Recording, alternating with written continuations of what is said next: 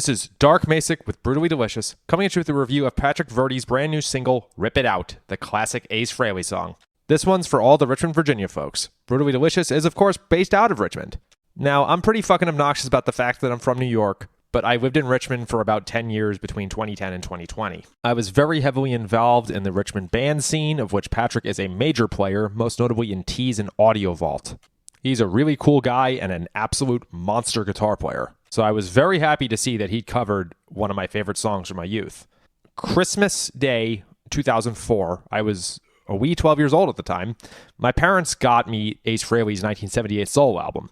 The first thing I remember after unwrapping presents is going into my room, putting the CD into my old CD player, and just being fucking floored by it.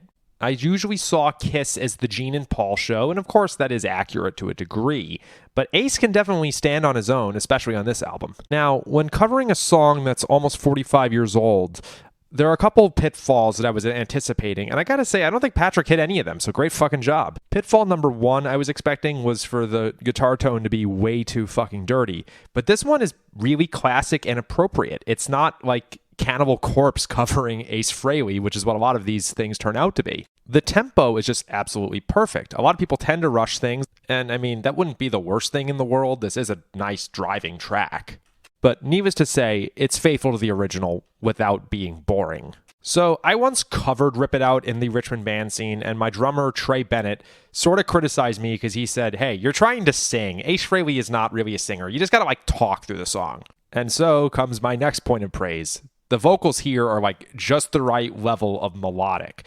There's definitely a roughness to it that does not betray the original track, but you can still definitely tell Patrick's a great singer. He's known primarily as a guitar player, but he does sing Round and Round with Tease. I'm trying to think if there's one more he does that I'm forgetting. Lastly, this guitar solo is fucking perfect. He's not showing off. He's really just playing the song.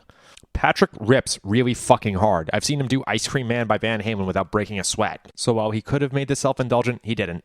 The last thing I want to call out, I can immediately tell this is Andre Robel on drums. Those fills are just so distinctive. It's definitely true to Anton Fig's original performance, but right away I knew it was Andre. So great job at simultaneously being appropriate while also standing out. It's a very weird blend. And of course, just from the ending fills, I know this is Keith Horn on bass. I've only seen him play live once or twice, but that's so distinctive. And good job at waiting till the end to start showing off. Not that you don't deserve it, but it would not make sense in the middle of the song to make it known. But at the end, I was like, oh yeah, there's Keith. Great job, everybody. I really fucking enjoyed this, and I hope you get to see you all live again. Hello out there. Yes, hello out there, everyone. I'm Hal Schwartz. And I'm Flynn McLean. Together, we host None But the Brave, a podcast dedicated to the music and career of Bruce Springsteen. Bruce and E Street Band are on tour right now for the first time in 6 years, and we're taking a detailed look at what's happening on stage in our bi-weekly episodes. We've also been recently joined by some very exciting guests, including rock journalist Warren Zanes and Stephen Hayden, Backstreet's Magazine founder Charles Cross, and Barstool's Kirk Minahan. If you're a diehard Springsteen fan, this is the show for you.